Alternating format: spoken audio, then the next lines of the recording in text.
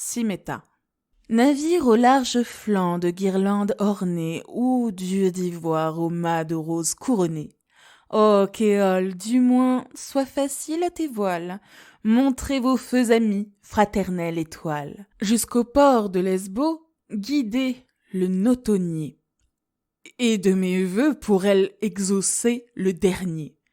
Je vais mourir, hélas, Simeta s'est fiée au flot profond, l'Attique, et par elle oubliée. Insensée, elle fuit nos bords mélodieux, et les bois odorants, berceaux des demi-dieux, et les chœurs cadencés dans les molles prairies, et sous les marbres frais les saintes théories, nous ne la verrons plus au pied du Parthénon, invoquer Athénée en répétant son nom, et d'une main timide, à nos rites fidèles, ses longs cheveux dorés couronnés d'asphodèles, consacrés ou le voile, ou le vase d'argent, ou la pourpre attachée au fuseau diligent, ô Vierge de Lesbos, que ton île abhorrée s'engloutisse dans l'onde à jamais ignorée. Avant que ton navire ait pu toucher ses bords, qui vas-tu faire?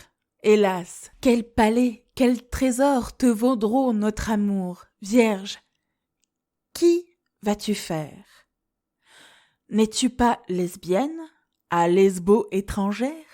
Athènes a vu longtemps s'accroître ta beauté, et depuis que 3 fois t'éclaira son été, ton front s'est élevé jusqu'au front de ta mère.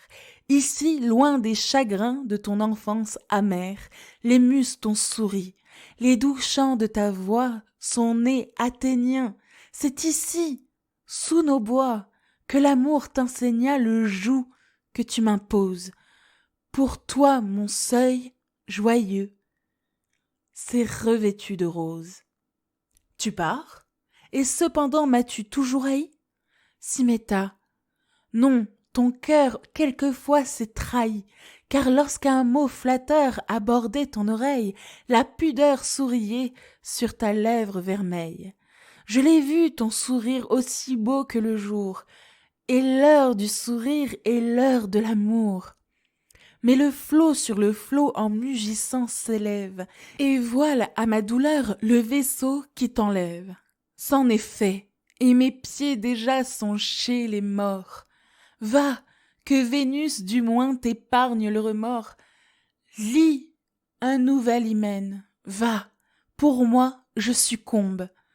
Un jour, d'un pied ingrat tu fouleras ma tombe, si le destin vengeur te ramène en ces lieux, orné du monument de tes cruels adieux.